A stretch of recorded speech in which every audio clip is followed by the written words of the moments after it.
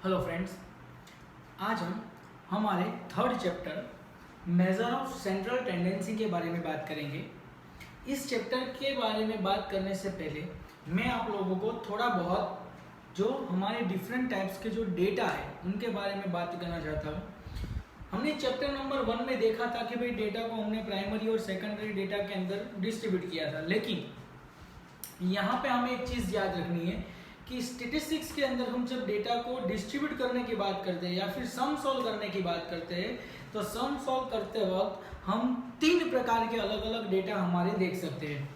3 different type के data के बारे में हमें पता चल सकता है, जो मैंने यहाँ पे आप लोगों को एज अ टेबल फॉर्म बना के लिख के बताया है। सबसे पहले तो हम सम सॉल्व करने के लिए जो डेटा यूज करते हैं वो डेटा 3 प्रकार के होते हैं। पहला आता है ग्रुप डेटा, ओके, जिसके अंदर 2 टाइप्स है, एक डिस्क्रीट और एक कंटिन्यूअस। इन दोनों को हमने सेपरेटली ले लिया है। और उसके बाद एक आता है रो डेटा, जिसको हम अनग्रुप डेटा भी बोलते हैं। तो सबसे पहले हम बात करेंगे अनग्रुप डेटा, जिसको हम क्या बोलते हैं, रो डेटा। रो डेटा मतलब क्या, तो कि it's a basic information, raw basic primary, okay. मैंने यहाँ पे एग्जांपल करके लिखा है 2, 4, 6, 9, 11, 10, 8, 7, रेंडमली कोई भी नंबर। फॉर एग्जांपल आप किसी जगह पे इंक्वायरी करने जाते हो और वहां से कोई डेटा कलेक्ट करते हो, तो फर्स्ट टाइम जो आप रफली जो डेटा कलेक्ट करते हो ना, वो है रो डेटा। अब उस डेटा को हमने डिफरेंट क्लासीफाई किया सर, डिफरेंट फ्रीक्वेंसी के अंदर, ओके। सेम टाइप के डेटा को एक ही फ्रीक्वेंसी में डाल दिया, तो दैट्स कॉल्ड डिस्क्रीट डेटा, जो मैंने यहाँ पे लिखा है डिस्क्रीट डेटा, जो ग्रुप डेटा का भाग है। डिस्क्रीट डेटा में क्या होगा, x and F 2 he column आएगी सर। पहली कॉलम आएगी एक्स, दूसरी कॉलम आएगी एफ। एफ माने फ्रीक्वेंसी, एफ का मतलब क्या होता है, फ्रीक्वेंसी, ओके। और वहां पे जो एक्स होगा वो नॉर्मली 1 डिजिट में होगा, कोई क्लास में एक से ज्यादा नंबर वहां पे होंगे नहीं। That's why it's called discrete data. Now then after आएगा continuous data. What is mean by continuous data, तो सर कंटिन्यूअस डेटा मतलब वहां पे एक से ज्यादा नंबर होंगे, मतलब वहां पे 2 कॉलम बनेगी, एक बनेगा क्लास और दूसरी बनेगी फ्रीक्वेंसी। यहाँ पे मैंने बना के दिखाया है 0 to 5, जितने भी नंबर्स यहाँ पे रो डेटा में 0 से लेके 5 तक आते हैं, उन सबको हमने एक ही क्लास में ऐड कर दिया, that's called 0 to 5। Then after 5 to 10 and 10 to 15, और उसकी जो फ्रीक्वेंसी है, मतलब 0 से 5 वाले नंबर्स जो है वो 7 है, ओके। और 5 to 10 के अंदर जितने भी नंबर्स आ रहे हैं वो टोटल कितने आ रहे हैं, 6। और ये आपको आगे जब हम सॉल्व करेंगे सम्स तब ज़्यादा अंडरस्टैंड होगा। यहाँ पे आप लोगों को बेसिक अंडरस्टैंडिंग के लिए दिया है। अब हम बात करेंगे कंटिन्यूअस डेटा के 2 टाइप्स, जो हमें डेटा अंडरस्टैंड करने के लिए काम आते हैं, और वो है इंक्लूसिव एंड एक्सक्लूसिव। कौन से data, inclusive data and exclusive data. एक चीज याद रखना बच्चों कि इंक्लूसिव मतलब क्या, तो it is a types of continuous data, but it is a types of continuous data. लेकिन ये जो हमारे ये 2 लिमिट आती है सर, 0 to 10। इसमें जो 0 है इसको हम बोलेंगे लोअर लिमिट, और जो 9 है उसको हम बोलेंगे अपर लिमिट। तो लोअर लिमिट ऑफ डेटा और अ class as well as upper limit of previous class if both are different। ये देखो यहाँ पे ये 9 है और यहाँ पे ये 10, अगर दोनों की दोनों कैसी है, डिफरेंट है, सेम नहीं है, तो उसे क्या बोलेंगे, inclusive data. It is a types of continuous data. And if upper limit of that class मतलब कि 10 as well as lower limit, lower मतलब नीचे वाली, lower limit of next class both are same. ये देखो ये दोनों हमारा क्या हो गया, सेम हो गया। अगर ये दोनों सेम आते हैं तो उसे को क्या बोलेंगे हम, एक्सक्लूसिव डेटा। और अगर ये दोनों देखो ये दोनों सेम है नहीं है, तो इसको हम क्या बोलेंगे, इंक्लूसिव डेटा। याद रखना inclusive and exclusive both are types of continuous data, लेकिन ये अंडरस्टैंडिंग के लिए बताया है। तो कितने टाइप्स के डेटा आते हैं, 3, raw data, discrete data and continuous data. और कंटिन्यूअस डेटा के अंदर 2 टाइप्स के टेबल बनते हैं, दोनों कंटिन्यूअस ही बोले जाएंगे, उसमें क्लास ही आएंगे, लेकिन उसमें बनेंगे कितने टाइप के? दो। एक बनेगा इंक्लूसिव, मतलब लोअर लिमिट और अपर लिमिट बोथ आर कैसी रहेगी? Different, that's why it's called as inclusive. Okay, और upper limit and lower limit both are same, that's why it's called as exclusive data.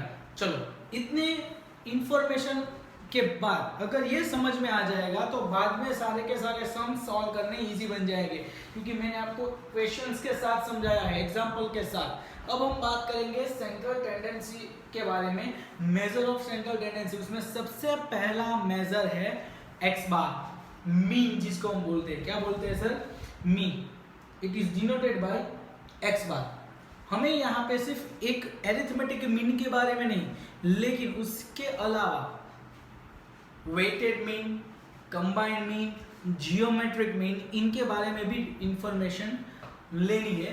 तो सबसे पहले हम बात करेंगे मीन, ओके, एक्स बार, जो नॉर्मल मीन है उनके बारे में। उसमें सबसे पहला आएगा रो डेटा। अगर आपको क्वेश्चन इसके हिसाब से दिया गया है, रो के हिसाब से, तो उनकी फॉर्मूला क्या होती है मीन की? तो sigma X divide by N. और अगर आपको x की वैल्यू बहुत ही बड़ी दी है तो आप चाहो तो शॉर्टकट मेथड के लिए आप ये फॉर्मूला भी यूज कर सकते हो, that's called as a plus sigma d upon n। यहाँ पे what is mean by a को क्या बोलेंगे हम? Assume mean. और वो हम कहाँ से एज्यूम करेंगे? तो ये जो x की कॉलम है ना, ये वाली, ये जो x, इस पूरे के पूरे डेटा को हम क्या बोलेंगे? x। उसमें से हम कोई भी एक नंबर सिलेक्ट कर लेंगे और उसमें से सारे के सारे x को माइनस करके जो कॉलम बनेगी, that's called as d। Okay, d is equal to x minus a, और a is equal to assume mean. Now ये हमारा था रो डेटा फाइंड आउट करने, रो डेटा के वक्त x बार फाइंड आउट करने की मेथड। अब हम बात करेंगे डिस्क्रीट डेटा के लिए। कौन से डेटा के लिए? Discrete data. तो वहां पे x बार फाइंड आउट करने की फॉर्मूला क्या है? Sigma fx upon n। क्या आएगा? सिग्मा fx अपॉन n आएगा ना। अगर उसमें भी आपको शॉर्टकट मेथड यूज करनी है, मतलब कि आपको लगता है कि भाई मेरे पास जो x की वैल्यू है बहुत बड़ी है, ओके, तो आप क्या करोगे? तो वहां पे भी सेम इसी की तरह यूज करना है सर। यहाँ पे ले लेना है assume mean, okay, and then after sigma fd upon n। और d का तो मतलब आपको पता ही है, what is mean by d?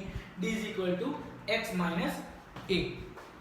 चलो ना, अब हम बात करेंगे कंटिन्यूअस डेटा, मतलब ये जो रो डेटा ये था डिस्क्रीट डेटा। अब आएगा कंटिन्यूअस डेटा, मतलब उसके अंदर आपको टेबल बना के दिया होगा क्लास वाइज। तो class wise mean find out करने के लिए भी दो फॉर्मूला है। पहली फॉर्मूला है सिग्मा fx अपॉन n, जहां पे x आपको मिड वैल्यू लेनी है sir, mid value of class.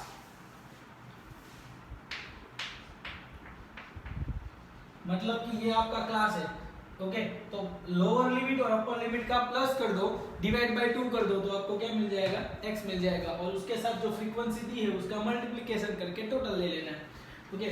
और उसकी जो शॉर्टकट मेथड है वो उसकी फॉर्मूला क्या आती है sir? a plus sigma fd upon n into c।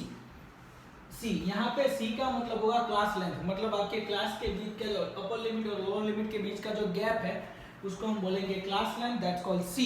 और जब भी आप d फाइंड आउट कर रहे हो तो d की फॉर्मूला क्या बन जाएगी जब क्लास दिया हो तब? ओके, तो वो बन जाएगा x minus a divide by c। देखो यहाँ पे कंटिन्यूअस डेटा है, मतलब क्लास दिया होगा इसलिए डिवाइड बाई c किया। यहाँ पे हम डिवाइड बाई c नहीं करेंगे d के लिए, और यहाँ पे भी d के लिए डिवाइड बाई c किया जाएगा नहीं। ये थी अरिथमेटिक मीन, नॉर्मल जो हम मीन फाइंड आउट करते हैं उनकी फॉर्मूला। अब हम बात करेंगे कंबाइंड मीन के बारे में। कंबाइंड मीन को हम सबसे पहले तो डिनोटेट किससे करेंगे? x बार c से। c माने कंबाइंड मीन, क्लियर? c का मतलब क्या होगा? Combined mean. और उसकी फॉर्मूला क्या आएगी? n1 x बार 1। जिस चीज के लिए हमने x बार 1 फाइंड आउट किया है उसके जो नंबर ऑफ ऑब्जर्वेशन थे वो हमारा n1 बन जाएगा। x बार 2 के लिए हमारा जो नंबर ऑफ ऑब्जर्वेशन थे वो हमारा n2 बन जाएगा। मतलब n1 x बार 1 n प्लस n2 x बार 2 प्लस n3 x बार 3 डॉट डॉट डॉट, कितने भी हो सकते हैं, 5 ले लो, 10 ले लो, 15, not limit, okay, infinity n तक आप ले सकते हो। और डिवाइड बाय जितने भी स्टेप्स हो गए, मतलब यहाँ पे अगर 3 स्टेप है, x बार 1, x बार 2, x बार 3, तो यहाँ पे 3 आएंगे। अगर यहाँ पे 2 है तो यहाँ पे 2 आएगी। That's called as combined mean. एक से ज्यादा मीन का mean, that's called combined mean. Okay, mean का भी क्या लेना है, मीन मतलब एवरेज के एवरेज। नाउ उसके बाद हमें बात करनी है वेटेड मीन। वेटेड मीन को हम डिनोटेट करेंगे x बार w। किससे डिनोटेट करेंगे, x बार w से डिनोटेट करेंगे। x बार w का मतलब क्या है, तो यहाँ पे आपको वेटेड मीन फाइंड आउट करना है सर। जो भी ऑब्जर्वेशन है उसका वेट, वेट माने w, w का मतलब क्या होगा, वेट होगा। दैट्स कॉल्ड वन, उसे हम क्या बोलेंगे, w1 x1। यहाँ पे x बार आएगा नहीं, सिर्फ x ही आएगा। w1 x1 plus w2 x2 plus w3 x3 dot dot dot dot, मतलब m तक आप ले सकते हो, और जितने भी स्टेप आएंगे उतने स्टेप डिवाइड में w1 w2 w3 प्लस करके लिख दिए जाएंगे। और अगर आप उसे टेबल फॉर्म में बनाते हो, मतलब इस फॉर्म के अंदर बनाओगे, तो यहाँ पे x की जगह पे आपको w लिख देना है। ओके, तो w और x का मल्टीप्लिकेशन होगा, जो कॉलम बनेगी sigma wx divided by sigma w। Clear, ये दोनों फॉर्मूला सेम ही है। अगर आप उसको रो डेटा के हिसाब से कैलकुलेट करते हो तो ये मेथड यूज करनी पड़ेगी, और अगर आप वो टेबल फॉर्म में कैलकुलेट करोगे तो ये फॉर्मूला आएगी ना। अब हमारा चौथा मीन और आखिरी मीन, जिसको हम बोलेंगे जियोमेट्रिक मीन। क्या बोलेंगे हम, geometric mean. It is denoted bye, मतलब उसको हम कैपिटल G से डिनोटेट करेंगे, और उसकी फॉर्मूला क्या है कि nth रूट। कौन सा रूट, nth रूट। यहाँ पे सिर्फ अंडर रूट नहीं है, यहाँ पे n। What is mean bye n, तो यहाँ पे जो नंबर्स है 1 2 3 n तक, मतलब कि यहाँ पे अगर 4 स्टेप हो गए, x1 x2 x3 x4, तो यहाँ पे क्या आ जाएगा, 4 आ जाएगा। अगर यहाँ पे 3 स्टेप है तो यहाँ पे क्या होगा, 3 आएगा। n इज इक्वल टू 3 हो जाएगा। मतलब इसकी फॉर्मूला क्या बन गई, g की nth रूट अंडर रूट में आएगा x1 into x2 into x3, जितने भी नंबर्स होंगे वो। ये हमारे थे total 4 mean. Okay, arithmetic mean, जिसको हम नॉर्मल मीन बोलते हैं। देन आफ्टर हमने बात की combined mean, then after weighted mean, then after geometric mean. अब हम बात करेंगे मीडियन के बारे में, और मीडियन के जैसे दूसरे भी अदर जो ऑप्शनल है उनके बारे में। तो पहले हम बात करेंगे मीडियन, दूसरा आएगा क्वार्टाइल, तीसरा आएगा डिसाइल, एंड चौथा आएगा परसेंटाइल।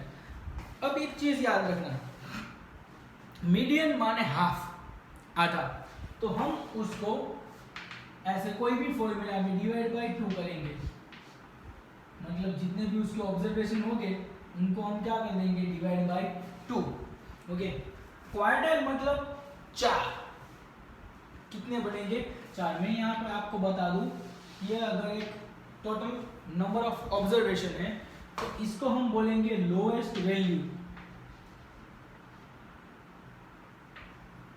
ओके, और इसको क्या बोला जाएगा, हायर लेवल और वैल्यू। तो उसका जो सेंटर बनेगा ना, centre, that's called M. Middle, that's called middle. Medium, medium मतलब आधा हिस्सा, मिडल, इसको हम बोलेंगे। अब हम बात करेंगे क्वार्टाइल की। तो क्वार्टाइल में कैसा होगा, क्वार्टाइल मतलब 4 हिस्से, क्वार्टरली। ओके, तो एक आएगा सेंटर में, जिसको हम बोलेंगे second quartile. Okay, it is denoted bye Q2।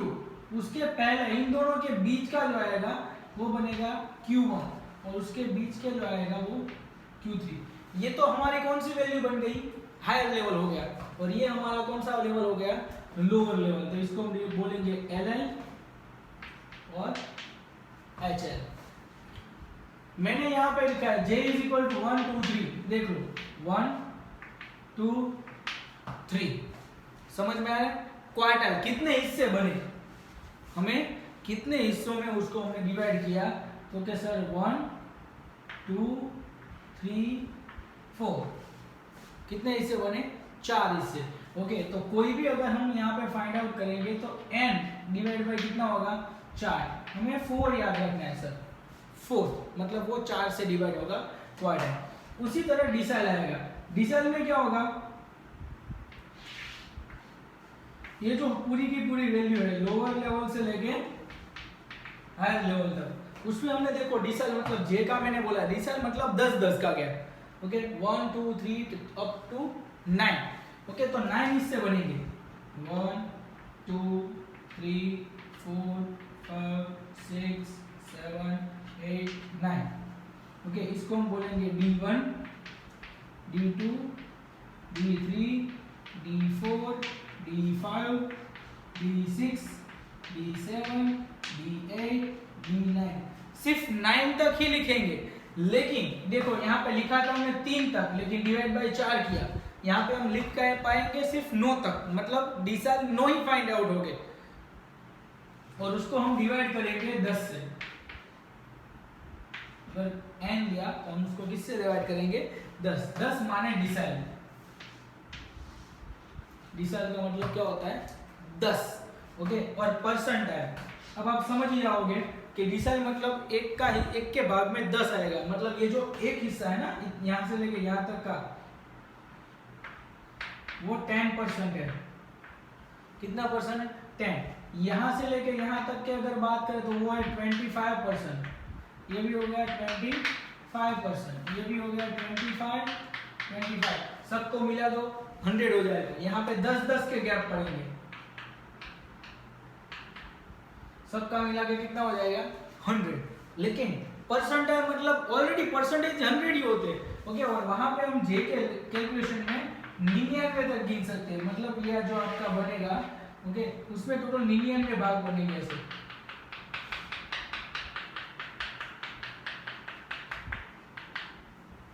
Total कितने बनेंगे 99, मतलब कि अगर हम डिवाइड करेंगे तो 99 प्लस 1 100, 99 प्लस 1 कितना हो जाएगा 100 हो जाएगा। तो n डिवाइड बाय क्या किया जाएगा, यहाँ पे 100 किया जाएगा। ये हमारी कौन सी वैल्यू रहेगी, लोअर लेवल होगा, ये हमारा हायर लेवल बनेगा। समझ में आ रहा है मैं क्या बोल रहा हूँ, ये लोअर लेवल है, ये हायर लेवल है। मतलब परसेंटाइल अगर आपको फाइंड आउट करना है, कहीं पे भी पीजे फाइंड आउट करना है तो डिवाइड बाय क्या किया जाएगा 100 किया जाएगा। अगर आपको डिसाइल फाइंड आउट करना है तो डिवाइड बाय 10 किया जाएगा। क्वार्टाइल फाइंड आउट करना है डिवाइड बाय 4 किया जाएगा। मीडियन फाइंड आउट करना है डिवाइड बाय 2 किया जाएगा। क्लियर। चलो इसके बाद हम आगे बात करेंगे इनके फॉर्मूलाज के बारे में, मतलब median, quartile, decile and percentile के फॉर्मूला के बारे में हम बात करेंगे। उसके लिए हमें थोड़े बहुत, मैं यहां से ये साफ कर देता हूं।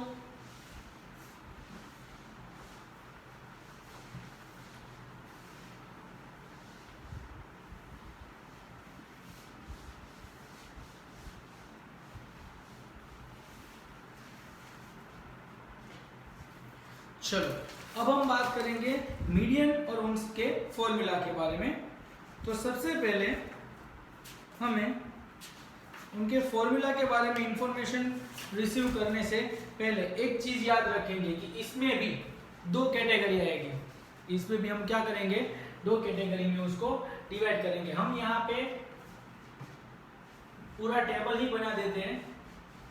ये बनेगा raw as well as discrete data के लिए, और ये बनेगा क्लास या फिर कंटिन्यूअस डेटा के लिए।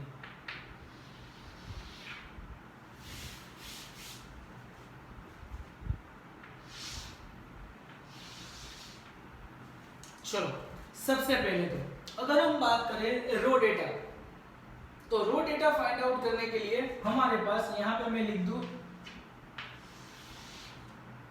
मीडियन। तो मीडियन रो या फिर डिस्क्रीट कोई भी हो, उसके लिए हमारी फॉर्मूला आएगी n plus 1 divide by 2 observation. यहां पे क्या लिखा जाएगा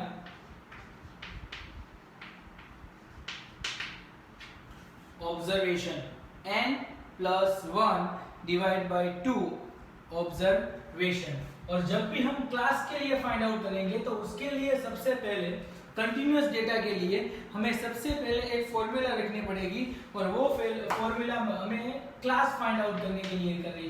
कौन सी क्या चीज फाइंड आउट करने के लिए बोलेंगे? Class. It is called as n/2 observation. और उसके बाद हमें जो क्लास मिलेगा वो क्लास हमें इस फॉर्मूला के लिए यूज करना है, वो बनेगी l प्लस n/2।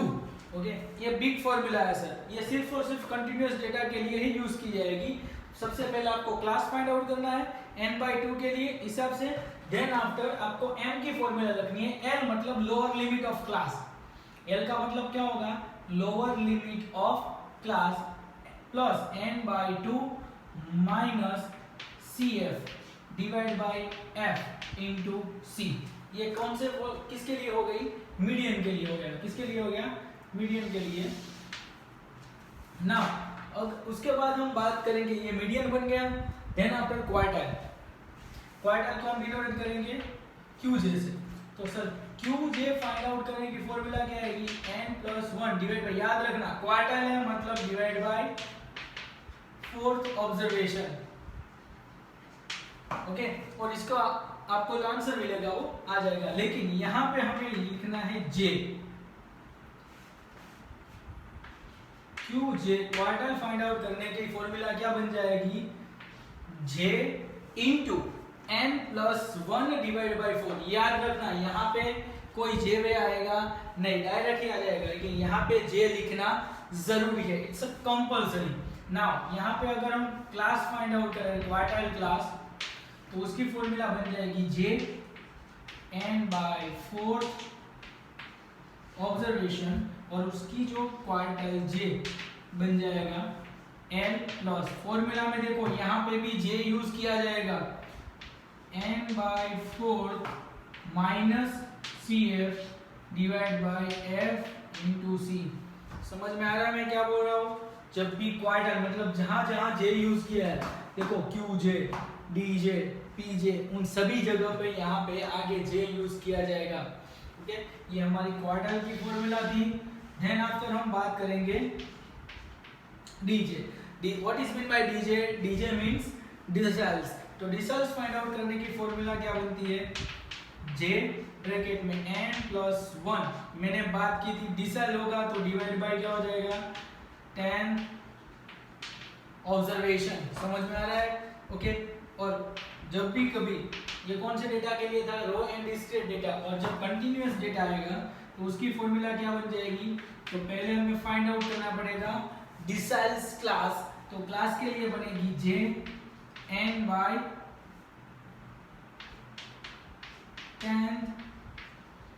ऑब्जर्वेशन, और इसका जो क्लास मिलेगा उस क्लास को फाइंड आउट करने के बाद हमें dj फाइंड आउट करना है सर, और उसके लिए फॉर्मूला बनेगी l plus j n/10 minus cf divide by f into c। Then after हम फाइंड आउट करेंगे pj। क्या फाइंड आउट करेंगे हम? pj, that's called percentile. Okay, तो pj का मतलब क्या होगा? तो यहाँ पे हम j यूज करेंगे n+1 बाई 100। अभी हमने बात की डिवाइड बाय कितना होगा? 100 होगा। तो उसके लिए हम याद करेंगे n+1 divide by 100th observation. और परसेंटाइल क्लास, जब भी कंटिन्यूअस मतलब क्लास दिया हो तब पहले क्लास फाइंड आउट करना है, और उस क्लास के लिए हम क्या करेंगे? तो j n/100 ऑब्जर्वेशन, और जैसे हमें ये क्लास मिल जाएगा उसकी लोअर लिमिट हमें यूजफुल बनेगी, और उसके हिसाब से हम फाइंड आउट करेंगे pj। pj फाइंड आउट करने की फॉर्मूला क्या बनेगी? l प्लस j ब्रैकेट में n divide by 100 minus cf upon f into c। समझ में आया? क्या फाइंड आउट करने की फॉर्मूला थी? मीडियन, क्वार्टाइल, डिसल्स एंड परसेंटाइल, जो मैंने यहाँ पे आप लोगों को समझाया था। मीडियन ये सेंटर वाला हिस्सा, इसलिए डिवाइड बाय 2 वो हाफ होता है। क्वार्टाइल, क्वार्टाइल मतलब इससे 4 बनते हैं, डिवाइड बाय 4 आएगा।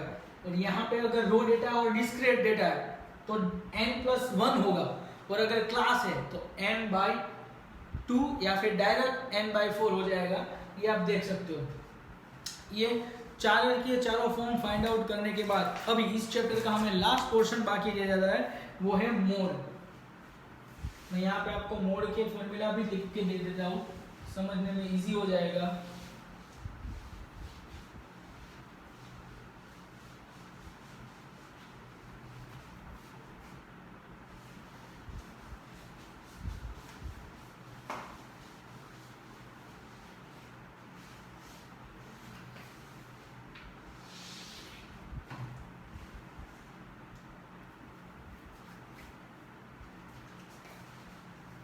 अभी हम बात करेंगे मोड के बारे में, और मोड को हम डिनोट करेंगे कैपिटल MO। किससे डिनोट किया जाएगा? MO से डिनोट किया जाएगा। अब उसमें हम सबसे पहले बात करते हैं रो डेटा के लिए। कौन से डेटा के लिए? रो डेटा मैंने आपको सबसे पहले बताया। अगर वैसे फॉर्म में, रो फॉर्म में अगर आपको डेटा दिया है तो आप लोगों को मोड फाइंड आउट करने के लिए कोई फॉर्मूला यूज करनी नहीं है। उसके लिए आपको एक सेंटेंस बोलना है, इट्स वैल्यू ऑफ, तो क्या बन जाएगा? Value of observation. जो ऑब्जर्वेशन, जितने भी ऑब्जर्वेशन आपको दिए जाते हैं उन सारे के सारे ऑब्जर्वेशंस को आपको लेना है, एंड उसमें से which get, मतलब वो सबसे ज्यादा, which gets the requested or repeated, okay, which gets repeated highest time, okay। जो भी ऑब्जर्वेशंस, जितने भी ऑब्जर्वेशन रो डेटा में दिए जाते हैं उसमें से जो भी ऑब्जर्वेशन हाईएस्ट, और या फिर उसको आप बोल सकते हो maximum time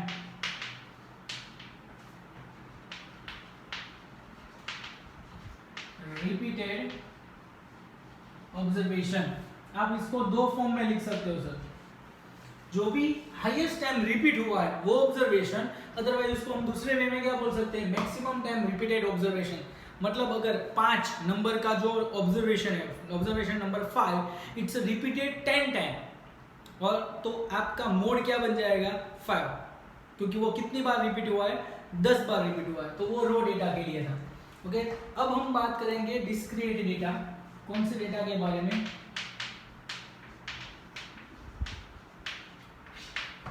discrete data. Discrete data का मतलब क्या होता है? यहाँ पे हम मोड फाइंड आउट करने की फॉर्मूला भी नहीं आएगी, यहाँ पे भी क्या बन जाएगा? एक सेंटेंस ही आएगा, वैल्यू ऑफ ऑब्जर्वेशन। जो भी ऑब्जर्वेशन की वैल्यू है वो हमें सिलेक्ट करनी है, विच इज, मतलब जो ऑब्जर्वेशन होगा उस ऑब्जर्वेशन की जो वैल्यू रहेगी, value of observation with highest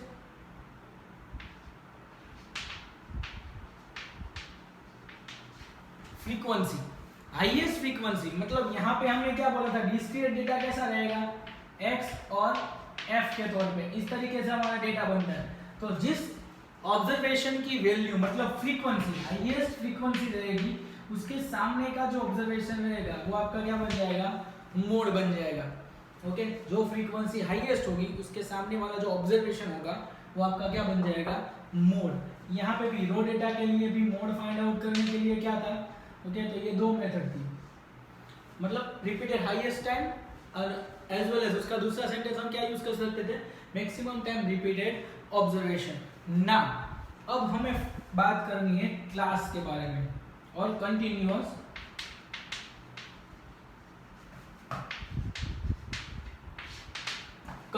data के लिए। तो कंटिन्यूअस डेटा के लिए सबसे पहले आपको क्लास लेना पड़ेगा। क्या लेना पड़ेगा? क्लास। जैसे हमने यहाँ पे क्लास फाइंड आउट किया था ना, क्या लेने के लिए? Lower limit. तो क्लास क्या, कौन सा लेना पड़ेगा? ओके, तो वो क्लास लेना पड़ेगा class, it is a value of lower limit which have highest observation. जिस क्लास को सबसे ज्यादा ऑब्जर्वेशन मतलब हाईएस्ट वैल्यू यहाँ पे मिली है, देखो हाईएस्ट फ्रीक्वेंसी है, तो यहाँ पे भी वही कंसीडर करना है जिसकी हाईएस्ट क्या होती है, ऑब्जर्वेशन, अदरवाइज हम बात करेंगे फ्रीक्वेंसी। जिस क्लास को हाईएस्ट फ्रीक्वेंसी मिलती है वो क्लास हमें पहले सिलेक्ट करना है और उस क्लास की क्या लेनी पड़ेगी, अपर लिमिट और लोअर लिमिट। उसके बाद हमें फॉर्मूला डालनी है मोड की। कौन सी फॉर्मूला यूज करनी है सर, मोड की फॉर्मूला यूज करनी है। और मोड की फॉर्मूला हम सबको पता है, वो है L plus FM minus F1 divide by 2 time FM minus F1 minus F2 into C। याद रखना, यहाँ पे मैंने बोला L सिलेक्ट करने के लिए, क्या करने के लिए, L लोअर लिमिट सिलेक्ट करने के लिए हमें क्लास सिलेक्ट करना पड़ेगा। और वो क्लास कौन सा सिलेक्ट करना है, जिसकी फ्रीक्वेंसी कैसी होती है, हाईएस्ट होती है। ओके, और देन आफ्टर हमें उनके डेटा के बारे में इंफॉर्मेशन लेनी है और वहां पे FM, F1 और F2 कैसे लेना है। तो मैं आप लोगों को एक एग्जांपल बता दूं। फॉर एग्जांपल यहाँ पे आपको क्लास दिया है, यहाँ पे आपको दी है फ्रीक्वेंसी। क्लास यहाँ पे दिया जाएगा 0 to 5, 5 to 10, 10 to 15, 15 to 20। उसके सामने आपको फ्रीक्वेंसी दी जाती है 3, 7, 10, 6। तो देखो हमने बोला हाईएस्ट फ्रीक्वेंसी, तो कौन सी हाईएस्ट फ्रीक्वेंसी, 10। तो 10 के सामने का हमें क्या करना है, क्लास सिलेक्ट करना है सर। 10 के सामने का क्लास मैं यहाँ पे अच्छे से लिख देता हूँ, 5 to 10, 10 to 15 और 15 to 20। तो 10 के सामने का क्लास कौन सा आता है, 10 to 15। तो हमारी लोअर लिमिट कौन सी बन जाएगी, पता है कौन सी लिमिट, लोअर लिमिट। तो हमारी लोअर लिमिट बनेगी 10, क्योंकि हाईएस्ट क्या है, फ्रीक्वेंसी 10 के सामने का क्लास लेना है, उसकी लोअर लिमिट 10 आएगी। अब हम बात करेंगे FM। तो हमारा जो 10 है वो हमारा बनेगा FM। ओके, F1 मतलब उसके ऊपर का, ओके, वो बन जाएगा F1 और उसके जो नीचे का होगा वो बनेगा F2। समझ में आ रहा है, ये बनेगा FM, जो हाईएस्ट फ्रीक्वेंसी है वो FM बनेगा, उसके ऊपर का F1 और नीचे का आएगा F2 और इंटू C जो है वो हमारे इस क्लास की क्या रहेगी, क्लास लेंथ। समझ में आया। तो ये थे मोड के बारे में। मोड में भी 3 डेटा है, रो डेटा होगा तो उसकी जो हाईएस्ट नंबर ऑफ ऑब्जर्वेशन जो रिपीटेड है वो ले लेना है। अगर डिस्क्रीट डेटा है मतलब X और F है, जो जिसकी फ्रीक्वेंसी हाईएस्ट है वो ऑब्जर्वेशन आपका मोड बन जाएगा। और अगर क्लास दिया है मतलब कंटिन्यूअस डेटा है तो उसके लिए ये फॉर्मूला आएगी L plus FM minus F1 divide by 2FM minus F1 minus F2 into C। और उसके लिए मैंने आपको एग्जांपल दिया, इस तरीके से F1, F2 और FM सिलेक्ट करना है और उसके सामने का जो क्लास रहेगा उसका जो लोअर लिमिट है that's called as your L। तो यहाँ पे हमने इस लेक्चर के अंदर chapter number 3 measure of central tendency के फॉर्मूला के बारे में बात की। उसमें सबसे पहले था मीन। ओके, मीन के अंदर 4 भाग थे, normal mean that's called as arithmetic mean, then after combined mean, weighted mean and geometric mean. उसके बाद हमने बात की मीडियन के बारे में, जो यहाँ पे है। मीडियन के लिए रो डेटा और डिस्क्रीट डेटा के लिए ये फॉर्मूला यूज करनी है, जो median, quartile, decile and percentile के लिए यूज की जाएगी। ओके, और ये जो डेटा है मतलब ये जो फॉर्मूला है वो किसके लिए यूज किया जाएगा, ये फॉर्मूला यूज किया जाएगा हमारे क्लास और कंटिन्यूअस डेटा के लिए। नाउ हम बात करेंगे मोड के बारे में। तो ये मोड के डेटा है। ओके, तो raw data, discrete and continuous data के बारे में। तो ये पूरा टेबल हमारा एक साथ है सर।